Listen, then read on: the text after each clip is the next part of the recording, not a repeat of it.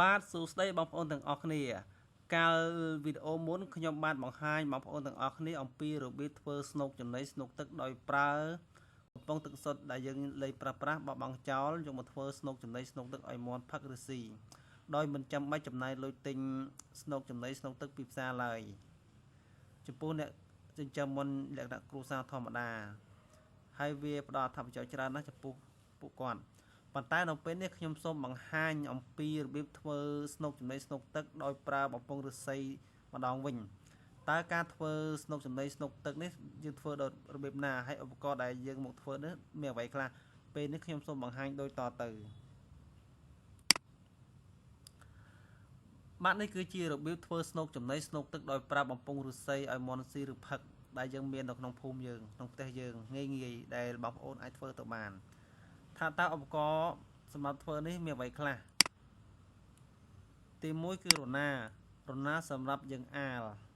បំពង់ឫស្សីសងខាងដើម្បីសម្រាប់យើងចោះទី2គឺពូថៅឬប្រឡូងហ្នឹងគឺយើងយកវាដើម្បីដំលើកំបិតដើម្បីពុះឫស្សីចេញជាពីរងាយស្រួលយើងហែកទី3គឺកំបិតហ្នឹងគឺសម្រាប់យើងពុះឫស្សីហើយវត្ថុដែលចាំបាច់បំផុតនោះគឺឫស្សីដែលយើងត្រូវមាន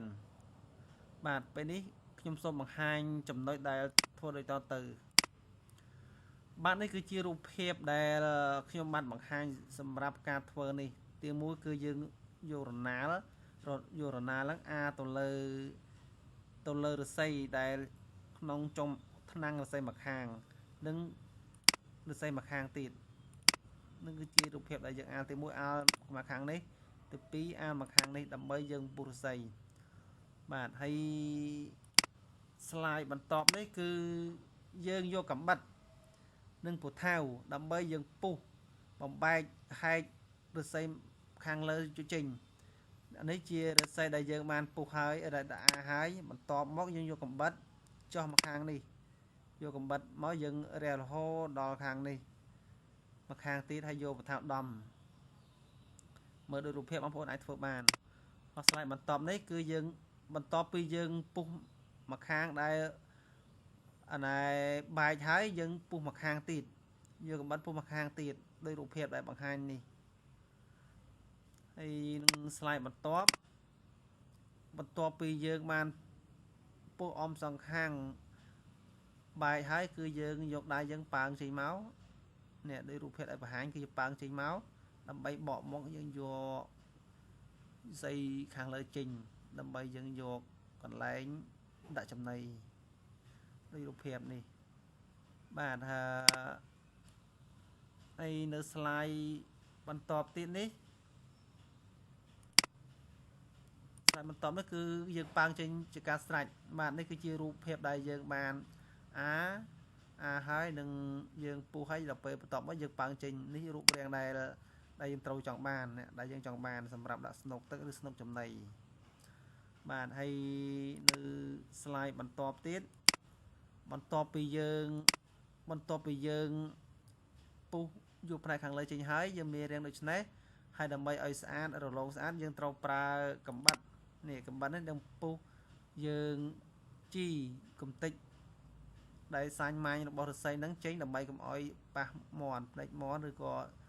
ដៃកមាន់នឹងធ្វើឲ្យរលោងស្អាតអញ្ចឹងតបមកយើងបញ្ចូលឫស្សីឡើងលើយើងយកកំបិតយើងរុញជីឲ្យស្អាតរលោងឲ្យស្អាតមើលដើម្បីឲ្យមាន់ហ្នឹងស៊ីទៅកុំឲ្យប៉ះផ្នែកមាត់វាហើយឆ្លែកបន្ទាប់នេះគឺជារូបភាពដែលយើងបង្ហាញបន្ទាប់យើងឈូសហើយនេះជាចំណុចដែលចង់បានចុងក្រោយយើងដាក់ទឹកឬចំណីក្នុងផឹកទៅបើយើងចង់ធ្វើតទៀតយើងអាមកកងទៀតមកថ្នាំងទៀតទៅធ្វើដូចគ្នាដដែលហើយពុះចេញទៅបានច្រើនបាទនេះគឺជារូបភាពដែលខ្ញុំធ្វើបានច្រើនសម្រាប់ឲ្យមាន់ខ្ញុំស៊ីនេះជារ៉េសិតឯងធ្វើបានរួចរាល់ហើយនេះរៀងចុងក្រោយរៀងអញ្ចឹងបើសិនជាយើងចង់បានវែងយើងធ្វើតាមនោះទៅយើងកំណត់រ៉េសិតបានអញ្ចឹងទៅមួយថ្នាំងពីរថ្នាំងបីថ្នាំងបួនថ្នាំងបើយើងទ្រង់យើងវែងដាក់ច្រើនទៅដើម្បីឲ្យមាន់ស៊ីដើម្បីកុំឲ្យមាន់វាចឹកគ្នាបើយើងធ្វើបន្តិចពេកមាន់ដណ្ដើមគ្នាស៊ីមិនបានអ គ្រប់គ្រាន់ដូច្នេះបើយើងមានឫស្សីវែងស្អាតត្រង់យើងធ្វើបានច្រើនទៅនេះជារូបភាពដែលខ្ញុំធ្វើឲ្យសម្រាប់កសិដ្ឋាននៅកសិដ្ឋានរបស់ខ្ញុំផ្ទាល់បាទនេះគឺជារូបភាពដែលធ្វើឲ្យនេះយើងដាក់ទឹកមួយខាងទៅមួយខាងទៀតដាក់ចំណីទៅបើសិនមាន់ច្រើនធ្វើច្រើនទៅដាក់គ្រប់កន្លែងទៅដើម្បីឲ្យមាន់ស៊ីបានគ្រប់គ្រាន់មិនដណ្ដើមគ្នាបើសិនជាយើងដាក់តែមួយទៅមាន់ច្រើនទៅអាចដណ្ដើមគ្នាស៊ីមិនគ្រប់គ្រាន់ទេធ្វើឲ្យមាន់ខ្លះអាណាធំបានស៊ីបានច្រើនអាតូចអត់ទៅប៉ុន្តែបើយើងធ្វើច្រើនទៅយើងដាក់នៅមួយកន្លែងទៅពេលអាមាន់នោះវាដេញចឹកនោះរត់ទៅមួយកន្លែងទៀតបាទនឹងថាប្រយោជន៍នឹងដោយយើងមិនបាច់ចំណាយលុយច្រើនសម្រាប់ទិញទីផ្សារទិញស្នុកចំណីនៅទីផ្សារទេធ្វើអ្វីដែលងាយដែលយើងអាចធ្វើទៅបានហើយចំណេញលុយបាទស្លាយបន្ទាប់នេះគឺជាខ្ញុំបានយកអាស្នូងដាក់ឲ្យមាន់ស៊ីចង់ភ្ជាប់នៅនឹងលូសំណាញ់បងប្អូនអាចមើលរូបភាពឃើញយល់ហើយយើងចង់ភ្ជាប់មួយសំណាញ់ទៅមាន់វាអាចចឹកស៊ីទៅហើយមកសំណាញ់មួយខាងទៀតមាន់អាចចឹកស៊ីមួយខាងទៀតនេះដាក់ទឹកទៅអានេះដាក់ចំណីទៅដល់ពេលវាស៊ីហើយវាផឹកទឹកខាងនេះបាទហើយនេះជាស្លាយបន្ទាប់ទៀតដែលខ្ញុំដាក់គ្រប់កន្លែងទាំងអស់ដើម្បីឲ្យមាន់វាស៊ីបានច្រើនគ្រប់គ្រាន់ពីកន្លែងមួយទៅកន្លែងមួយនេះមកកន្លែងផ្សេងទៀតដល់ពេលមួយទៀតខ្ញុំដាក់មកកន្លែងផ្សេងទៀតនេះជារូបភាពឥឡូវចំណីនេះមាន់ស៊ីអស់ហើយដែលខ្ញុំថតក្រោយហើយនេះគឺនៅមកកន្លែងទៀតនេះមកកន្លែងខាងក្រោមនេះដើម្បីឲ្យមាន់វាដើរគ្រប់កន្លែងទាំងអស់វាឃើញកន្លែងណាវាស៊ីកន្លែងហ្នឹងបាទហើយខាងលើនេះគឺមាន់ដែលខ្ញុំចិញ្ចឹមខ្ញុំដាក់ខាំងនៅលើខ្ញុំបំបែកមាន់អាណាធំខ្ញុំប្រឡែងខាងក្រោមអ្នកដែលមាន់ដែលតូចហ្នឹងគឺខ្ញុំដាក់ខាងលើ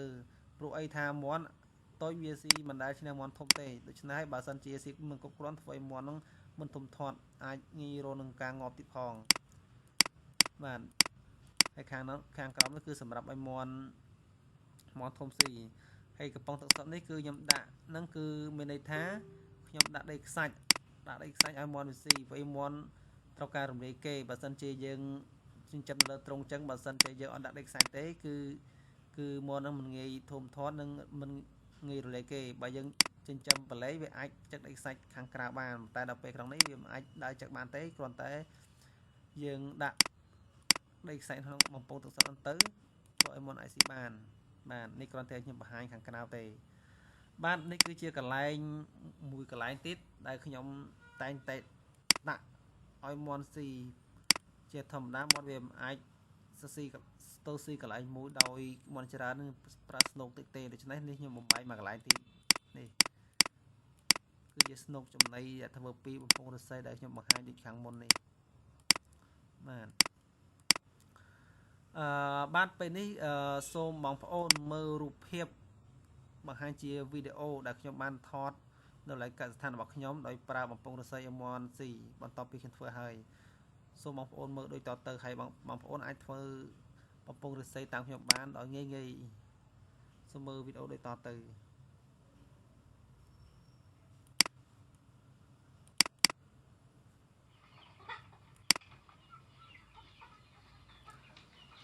បាទនេះគឺជាមាន់ដែលខ្ញុំចិញ្ចឹមដាក់នៅក្នុងទ្រុងមិនទាន់ប្រឡែងចូលលើដីទេបាទនេះជាឧបករណ៍ដែលខ្ញុំទិញផ្សារដោយសារចំណាយលុយច្រើនពេកទៅខ្ញុំធ្វើបំពង់ឫស្សីបាទនេះគឺជាបំពង់ឫស្សីដែលខ្ញុំធ្វើរួចរាល់ហើយដាក់ឲ្យមាន់ស៊ីខ្ញុំចិញ្ចឹមនៅលើទ្រុងដោយមិនទាន់ប្រឡែងទេសូមបងប្អូនមើលដូចតទៅ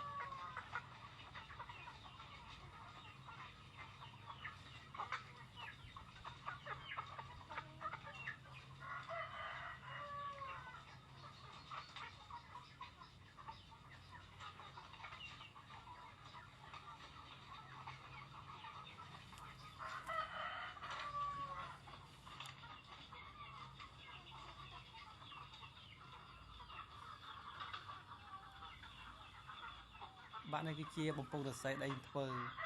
này